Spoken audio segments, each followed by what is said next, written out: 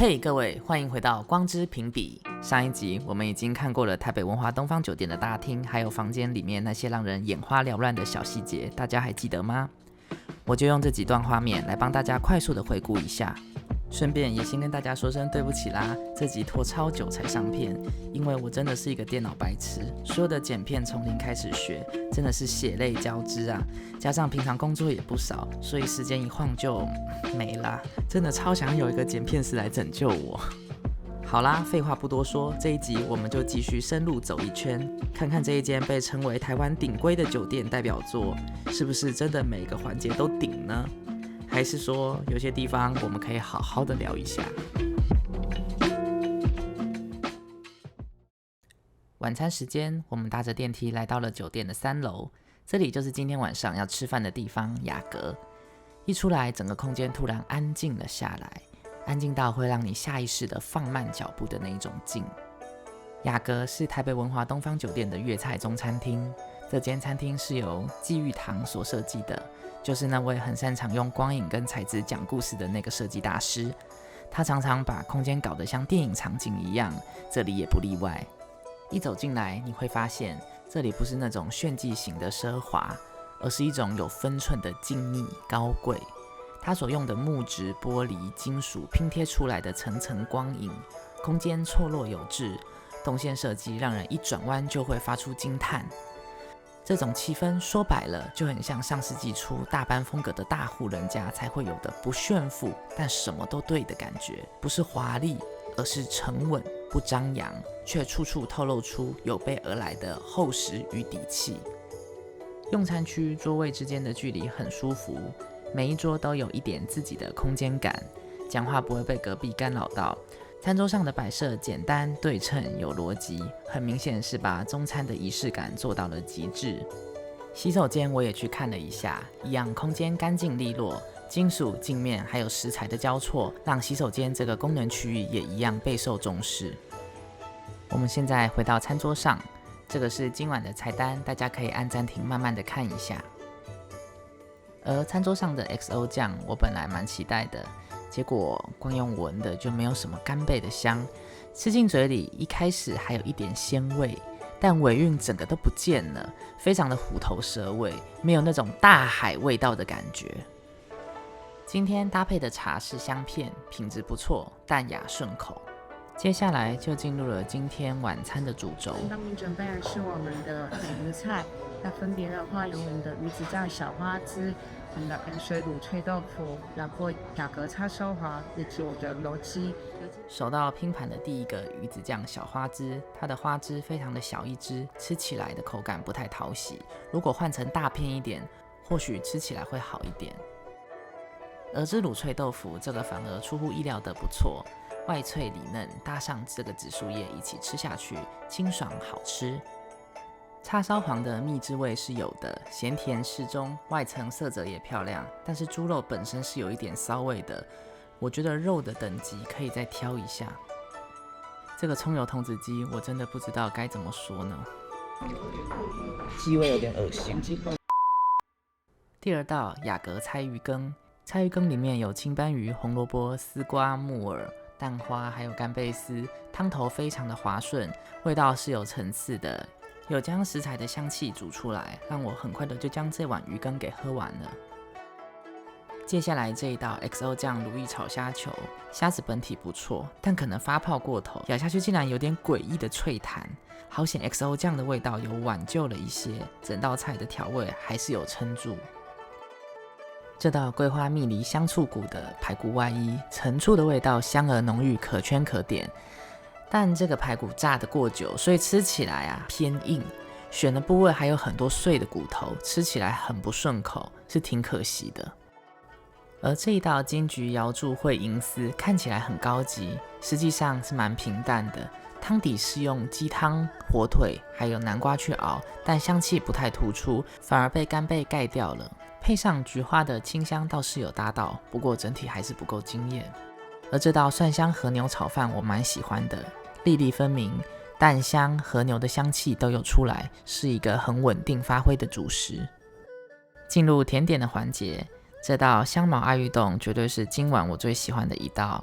柠檬香茅跟爱玉绝配，清爽酸甜，刚好帮我清掉前面那些吃完有点复杂的情绪。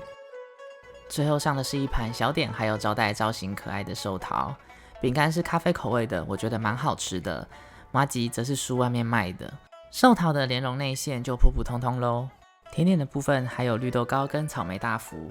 绿豆糕入口清甜，口感细腻，不干口，而草莓大福我就觉得没什么记忆点。今天这餐从摆盘、器皿、环境细节都做到了高标，但口味的稳定性我觉得有待加强，几道菜的水准落差太大，有些甚至偏离了这个价位该有的品质。究竟这顿晚餐能够拿到几分，我们最后再揭晓。好啦，吃饱总是要动一动，所以我决定到外面去散步一下。文华东方的夜晚氛围真的是又美又高贵。这个敦化北路一侧的喷水池，搭配城堡感十足的外观，真的会让人以为来到欧洲的错觉。附近的生活机能也不错，除了捷运站，还有小巨蛋、微风百货、IKEA， 还有嘉佩乐酒店都在附近，想去哪里都蛮方便的。现在时间也晚了，我们回房间看一看，今晚的夜床开好了吗？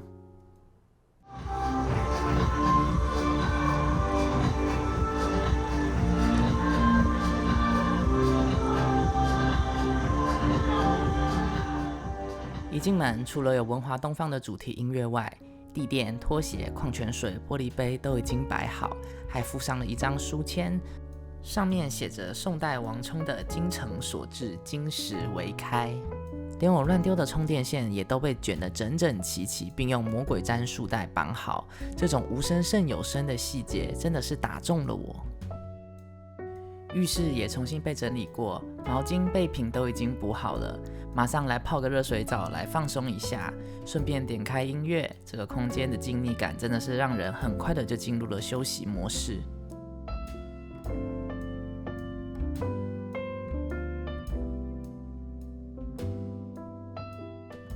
洗完澡后穿上这个厚实的浴袍，手感真的不错。不过他们这个拖鞋啊，真的是很惨。据说是环保材质，但是我穿起来总觉得好像是踩在麻布袋上，非常的粗糙，跟曼谷文华东方的那双厚实柔软的拖鞋比，真的是天差地远啊。不过顺带一提，本来跟饭店借充电头，结果他们已经借完了。神奇的是，过没多久他们就变出来，还送了我一条多头的充电线。这波服务我必须给他们加分。最后吃个生日蛋糕，巧克力味道非常的浓郁，当宵夜是非常的罪恶啦，但爽就好。该睡觉咯，晚安。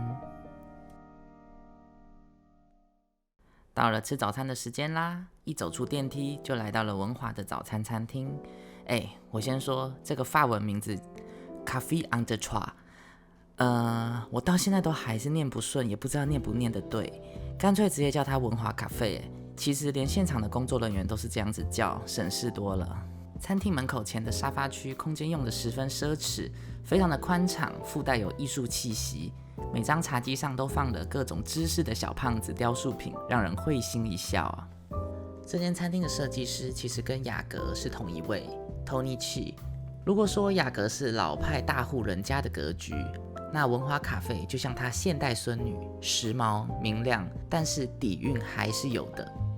进来后，服务人员会一路带你穿越整个主餐区，这里的座位很多，但餐台大多集中在中间的区域。食物品项则是按照料理类型划分，像是熟食、冷盘、沙拉、现煮面区、面包、甜点等。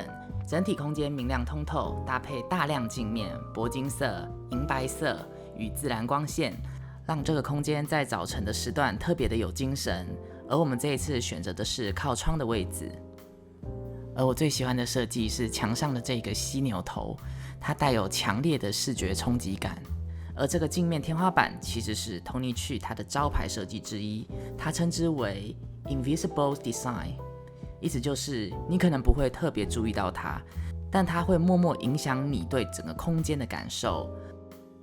洗手间给人一种沉稳典雅的氛围，暗色系的墙面搭配偏亮的橘红色大理石，让视觉感受多了层次。窗边这个黑白条纹的艺术品更让我有一秒来到伊朗的错觉。回到位置上，餐桌上的摆设简单却非常的有质感，没有过多的摆饰，而是以鲜花作为点缀。桌上的蛋料理的菜单，大家可以按暂停看一下。接下来我们一起去拿食物吧。它的餐台规模适中，其实自助餐这种东西，你要它多美味那是不可能的。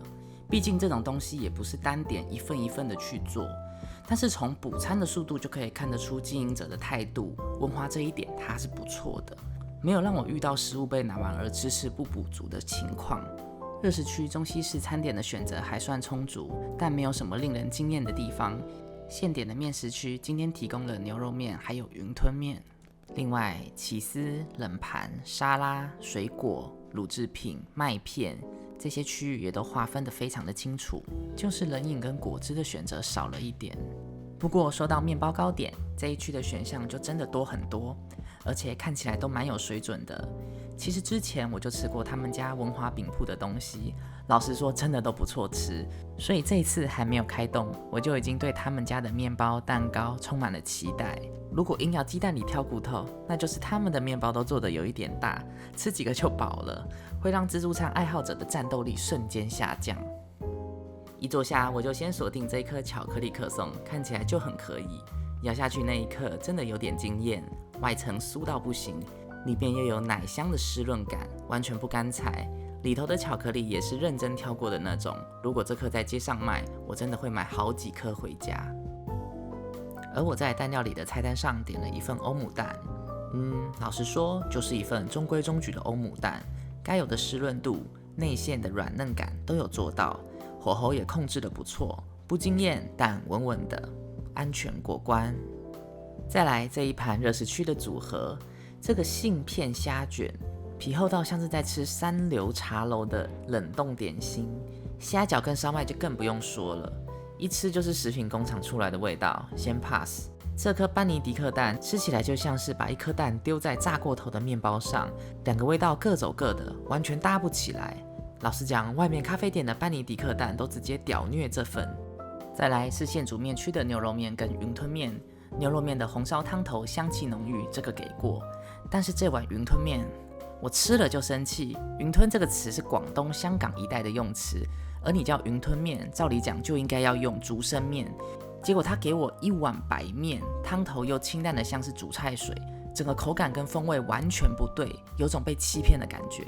你如果改名叫做馄饨面，那我还能原谅你，但算了，食物不浪费，我干脆把这碗白面捞到牛肉面里，意外的变成自创的混搭吃法啊！我真的是太聪明了。水果的部分表现不错，都在水准之上。不过这边有个小插曲必须嘴一下，这只叉子竟然没有洗干净，上面还卡着一块干掉的菜渣。在这种等级的饭店，这种错误是实在不该发生的吧。整体来说，文华咖啡的空间氛围还有设计真的非常出色，但这顿早餐吃下来，从亮点到雷点都有。不过是自助餐嘛，所以期待值先调整好，旅途反而会比较快乐。吃完早餐后，我们走走路消化一下吧。沿着这一条廊道会通往文华精品的商场，不过我想可能是商圈的关系，这边的人流跟店家的进驻就不如金华酒店的丽晶精品。一路上会经过饭店的酒吧 MO Bar， 但现在是早上，暂时还没有营业。下楼来到户外酒店中庭的广场，这里的设计超级有欧洲感，空间开阔，视觉非常的舒服。文华饼铺就开在这里，他们家的甜点一直都有口碑，特别是蛋糕类的部分。住饭店当然要好好用一下他们的设施，台北文华的健身房、泳池跟 SPA 都设在同一个区域。首先穿过长长的廊道，经过 SPA 柜台，最里面就是健身房。一走进来，第一个感觉就是空间超大，而且整间的器材清一色都是最高档的 Techno Gym， 跑步机、飞轮、重量训练全都是，连运动都可以充满着虚荣的感觉。占地跟器材都比一般的酒店更加的宽敞齐全，环境维护跟器材状态都保养得非常好，训练起来完全没有压力。入口处附近的冰箱有柠檬水和苹果风味水，还贴心附有耳机，唯一的小缺点就是没有提供冰毛巾。旁边还有一间多功能训练室，可以进行像瑜伽、皮拉提斯这种课程。离开健身房，我们就顺着这条廊道走，氛围从安静隐秘一下子豁然开朗。门一打开，泳池就在眼前。第一眼感觉真的很舒服，整个泳池被欧式建筑围绕着，四周还有满满的绿意，视觉超放松，完全可以在这里耍废一下午。连泳池底的马赛克砖都蛮讲究的，阳光一照会有微微的光泽，让人忍不住想要马上跳下去。这里是户外温水泳池，所以冬天也可以下水，不用怕冷。服务也蛮贴心的，躺椅上毛巾会先帮你铺好，甚至上岸后马上有人递上新的干毛巾。这个鸟笼造型的淋浴区真的超好拍，完全就是为了让人发 IG 而准备的嘛。泳池旁边就是更衣室，空间蛮宽敞的，白底云纹大理石配上柔和的灯光，整体质感很高级。杯瓶用的是英国的潘海利根，香气跟触感都很赞，这点很加分。淋浴间还做了半玻璃隔间，前面更衣，后面淋浴，动线设计得很聪明。中岛区还有脱水机，厚实的大毛巾可以自己拿，蒸汽室跟烤箱也一应俱全，设备算是非常完整。整体用下来的感觉蛮舒服的，游泳完或是健身后，直接在这里盥洗整理，非常的方便。回到 SPA 区，这是因为时间的关系没有体验到疗程，不过工作人员还是很热心的带我参观了一下。整个 SPA 中心的占地非常大，一进门会先到休息区换鞋，填写咨询单，电梯下去就是芳疗室和水疗设施的空间。我有去参观他们的 VIP 芳疗室，说真的，空间大到像都市里一般家庭的住宅大小，有点夸张。进门是专属的私人咨询区，再往内是双人芳疗室，灯光和氛围都非常的放松。往里面推开一道门，我的目光完全被这个私人水疗池给吸引住。整个空间以白色云纹大理石为主调，高贵感满满。旁边还配备蒸汽淋浴间，也是双人使用的规格。总结一句话，这里的 VIP 芳疗室完全就是把顶级豪宅的配备搬进来了嘛。看完健身房、泳池和 SPA， 差不多是时候进入评比的环节了。我会从5个面向来看。第一个就是硬体水准，文化东方的硬体可以说是全台饭店业的前段班。外观是气派的欧式建筑，坐落在敦化北路这条林荫大道上，气质沉稳但存在感十足。室内设计从挑高大厅到细部材质，每个角落都看得出成本下的很重。房间风格偏内敛，但细节做得很漂亮，灯光、卫浴设备、床具、控制系统都非常出色。公共设施也没有在马虎，健身房是我在台湾饭店中少数会想认真训练的等级。泳池跟 SPA 则是视觉与舒适兼备。整体来说，这间饭店不是靠单点噱头吸睛，而是每个环节都稳扎稳打，用实力说服你它是一间高水准的顶级酒店。虽然细节上还是有些可以再进步的地方，但整体完整度仍是非常的出色。而当硬体已经做到了这个水准，也就更容易放大一间饭店的服务优劣。台北文华的服务风格偏向高标准但流程导向。举例来说，门口接待只是把我带到一旁站着排队， check in 后也只是送到电梯口，没有引导至房间，会让人觉得少了一点温度。不过该有效率的地方也没有让人失望，像是我临时要求换房，处理得又快又干脆。送蛋糕、手写卡片、夜床服务，帮我整理充电线，甚至临时变出转接头，还多送我一条充电线，这些细节也都有做到。而在餐厅反映了小建议后，主厨还亲自出来交流，这点诚意也让人印象深刻。整体来说，服务是有水准的，只是某些细节还没有让人完全进入被照顾的状态。不过环境和氛围这块倒是很快就让我切换进度假模式了。台北文华的空间氛围不是只靠装潢堆出来的，而是整体感官经验的层层铺陈。各式艺术品与水晶灯分布在各个角落，让人有种走进精品伊朗的错觉。搭配恰到好处的香氛、微暗灯光以及轻柔的音乐，整体氛围是安静、沉稳，但不过度压迫的高级感。而一走到泳池区，氛围立刻变得轻松起来。绿意花园和躺椅的排列，营造出一种都市中的度假感，会让人不自觉地慢下来。是一种从视觉、听觉到气味都照顾到的环境设计，不讲求过度浮夸，而是精致的让你身心放松。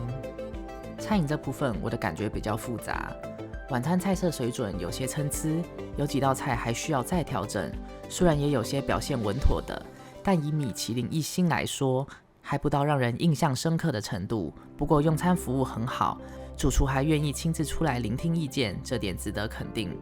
早餐的表现也偏中规中矩，部分餐点味道普通，甚至有点踩雷，但是选择性够，补菜快速，面包甜点类还算是水准以上。